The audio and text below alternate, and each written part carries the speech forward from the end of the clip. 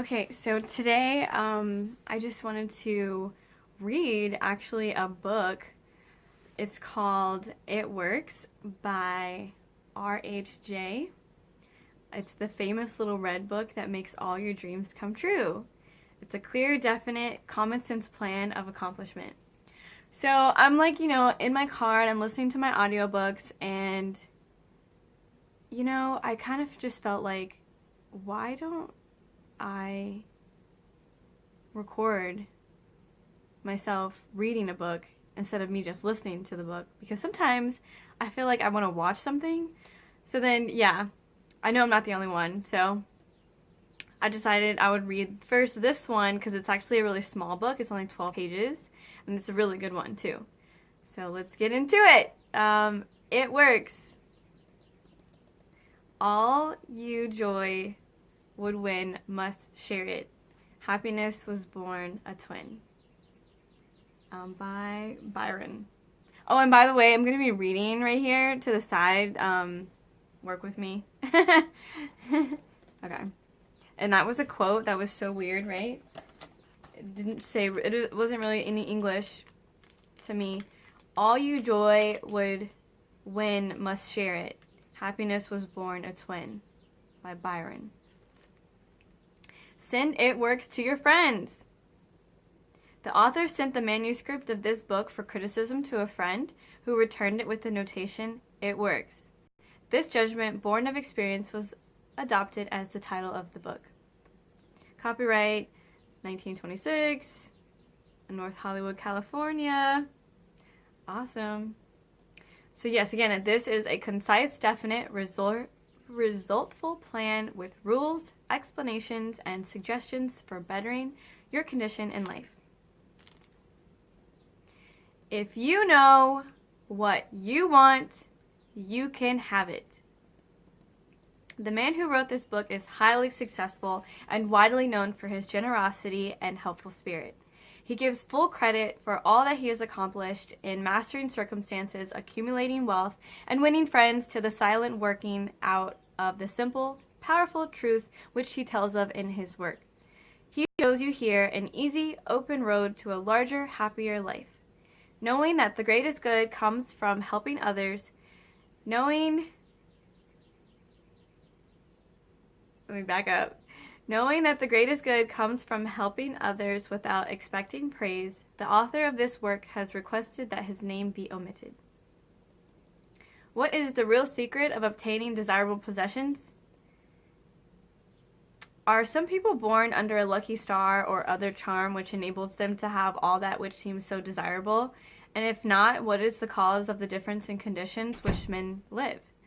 Many years ago, feeling that there must be a logical answer to this question, I decided to find out, if possible, what it was.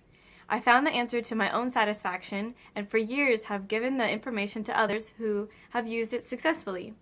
From a scientific, psychological, or theological viewpoint, some of the following statements may be interpreted as incorrect, but nevertheless, the plan has brought the results desired to those who had followed the simple instructions, and it is my sincere belief that I am now presenting it in a way that will bring happiness and possessions to many more.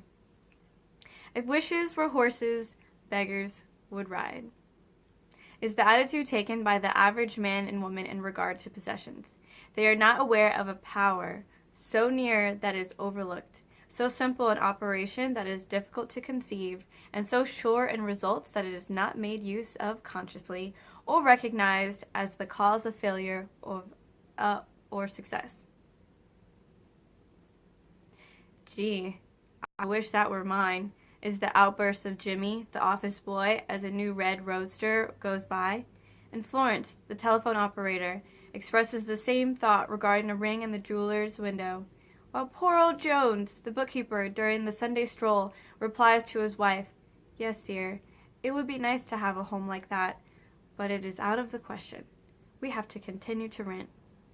Landon, the salesperson, protests that he does all the work, gets all the short end of the money, and will someday quit his job and find a real one.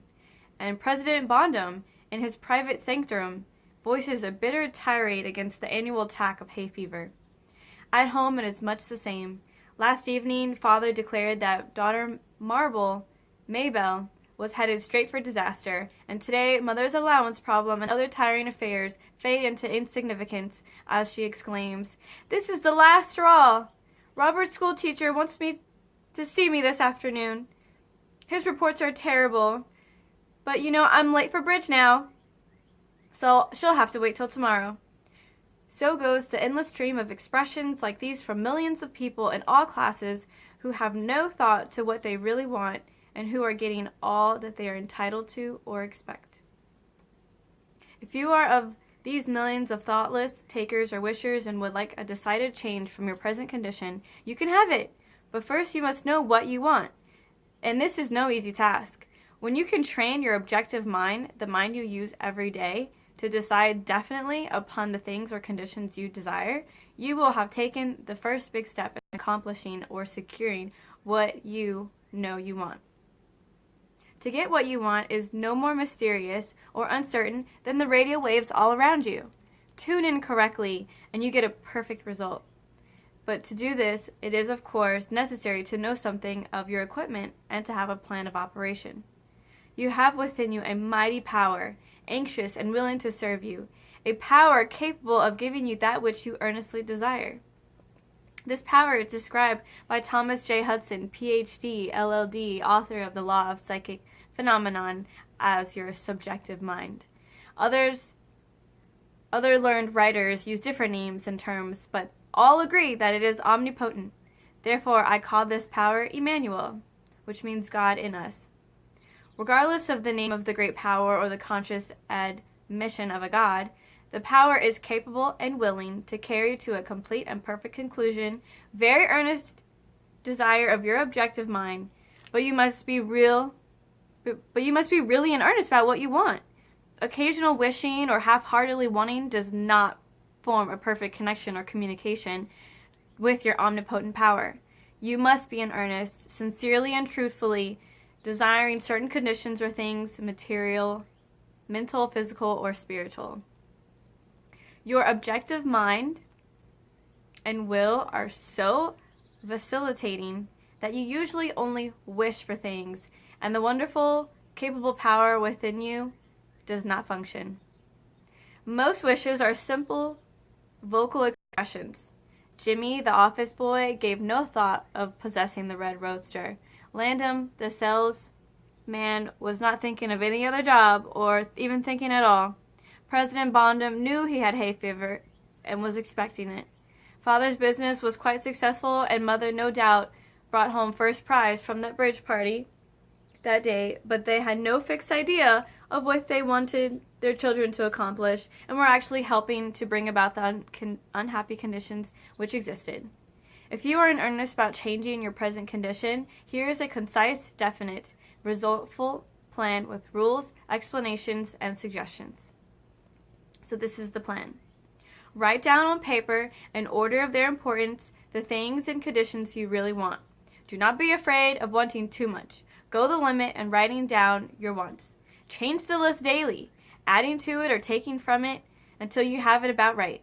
Do not be discouraged on account of changes, as this is natural. There will always be changes and additions with accomplishments and increasing desires. 3 positive rules of accomplishment. Number 1, read the list of what you want 3 times each day, morning, noon, and night.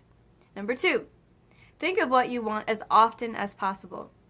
And number 3, do not talk to anyone about your plan except to the great power within you, which will unfold to your objective mind the method of accomplishment. It is obvious that you cannot acquire faith at the start. Some of your desires from all practical reasoning may seem positively unattainable, but nevertheless, write them down on your list in their proper place of importance to you. There is no need to analyze this power within you, as it is going to accomplish your desires. There is no need to analyze how this power within you is going to accomplish your desires. Such a procedure is unnecessary as trying to figure out why a grain of corn placed in fertile soil shoots up a green stalk, blossoms, and produces an ear of corn containing hundreds of grains, each capable of doing what the one grain just did. So if you follow this definite plan and carry out the 3 simple rules, the method of accomplishment will unfold quite as mysteriously as the ear of corn appears on the stalk, and in most cases much sooner than you expect. When new desires deserving position at or about the top of your list come to you, then you may rest assured you are progressing correctly. Removing from your list items which at first you thought you wanted is another sure indication of progress. It is natural to be skeptical and have doubts, distrust, and questionings, but when these thoughts arise, get out your list, read it over, or if you have it memorized, talk to your inner self about your desires until the doubts that interfere with your progress are gone. Remember, nothing can prevent your having that which you earnestly desire. Others have these things, why not you? The omnipotent power within you does not enter into any controversial argument. It is waiting and willing to serve you when you are ready. But your objective mind is so susceptible to suggestion that it is almost impossible to make any satisfactory progress when surrounded by skeptics. Therefore, choose your friends carefully and associate with people who do not have some of the things who now have some of the things that you want, but do not discuss your method of accomplishment with them. Put down on your list of wants such as material things, such as money, home, automobile, or whatever it may be, but do not stop there. Be more definite. If you want an automobile, decide what kind, style, price, color, and all the details, including when you want it. If you want a home, plan the structure, grounds, and furnishings. Decide on location and cost. If you want money, write down the amount. If you want to break a record in your business, put it down. It may be a sales record. If so, write out the total, the date required, then the number of items you must sell to make it. Also, list your prospects and put after each name the sum expected. This may seem very foolish at first, but you can never realize your desires if you did not know positively and in detail what you want and when you want it. If you cannot decide this, you are not in earnest. You must be definite, and when you are, results will be surprising and almost unbelievable. A natural and ancient enemy will no doubt appear when you get your first taste of accomplishment. This enemy is discredit, in form of such thoughts as, it can't be possible, it just happened to be, what a remarkable coincidence. When such thoughts occur, give thanks and assert credit to your omnipotent power for the accomplishment. By doing this, you gain assurance and more accomplishment, and in time prove to yourself that there is a law which actually works at all times when you are in tune with it. Sincere and earnest thanks cannot be given without gratitude, and it is impossible to be thankful and grateful without being happy. Therefore, when you are thanking your greatest and best friend, your omnipotent power, for the gifts received, do so with all your soul, and let it be reflected in your face. This power and what it does is beyond understanding. Do not try to understand it, but accept the accomplishment with thankfulness, happiness, and strengthened faith. Caution. It is possible to want and obtain that which will make you miserable, that which will wreck the happiness of others, that which will cause sickness and death, that which will rob you of eternal life. You can have what you want, but you must take all that goes with it.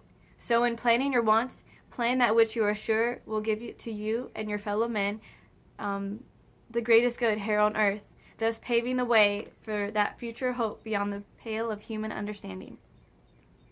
This method of securing what you want applies to everything you are capable of desiring, and the scope of being so great. It is suggested that your first list consists of only those things which you are quite familiar, such as the amount of money, or accomplishment, or the possession of material things. Such desires as these are more easily and quickly obtained than the discontinuance of fixed habits, the welfare of others, and the healing of mental or bodily ills. Accomplish the lesser things first, then take the next step. And when that is accomplished, you will seek the higher and really important objectives in life. But long before you reach this stage of your progress, many worthwhile desires will find their place on your list. One will be to help others as you have been helped. Great is the reward to those who help and give without thought of self, as it is impossible to be unselfish without gain. So in conclusion, A short while ago, Dr. Emil Ku came to this country and showed thousands of people how to heal themselves. Thousands of others spoofed at the idea, refused his assistance, and are today where they were before his visit. So with the statements and plan presented to you now, you can reject or accept. And you can remain as you are or have anything you want. The choice is yours. But God grant that you may find in this short volume the inspiration to choose all right, follow the plan, and thereby obtain, as so many others have, all things, whatever they may be, that you desire. Read this entire book over again and again and then again. Memorize the 3 simple rules. Test them now on what you want this minute. This book could have easily extended over 350 pages, but it has been deliberately shortened to make it easy as possible for you to read, understand, and use. Will you try it? Thousands of bettered lives will testify to the fact that it works. And now this is a letter to you from the author. Dear reader, the great possessions of life are all gifts mysteriously bestowed, like sight, hearing, aspiration, love of life itself. The same is true of ideas. The riches of them are given to us, as for instance, the powerful idea which this book has been given to you. What are you going to do with it? Are you surprised when I tell you the most profitable thing you can do is to give it away? You can do this in an easy and practical way by having this book sent to those who you know need it. In this way, you can help in the distribution of this worthwhile effort to make the lives of others better and happier. You know people who are standing still or who are worried and discouraged. This is your chance to help them help themselves. If you withhold this book from them, you will lose the conscious satisfaction that comes from doing good. If you see that they get this book, then you put yourself in line with the law of life, which says, you get by giving, and you may rightly expect prosperity and achievement. At the very least, you will have the inner sense of having done the good deed. At the very least, you will have the inner sense of having done a good deed, and with no hope of being openly thanked, and your reward will come secretly in added power and larger life. By the author. That was it! The end! Alright, I just wanted to say something really quick about this philosophy. Kevin Trudeau says that time should not be a factor. I mean, I guess you can put down like when you want something, but it's not a big deal. Do not worry about the time. It will come when it's going to be the perfect time for you. You don't know when the perfect time is in your life for whatever reasons. There's like a million reasons why you may not know, but so don't worry about the time. But you will get it. All right, thank you so much. Have a good one. You're awesome.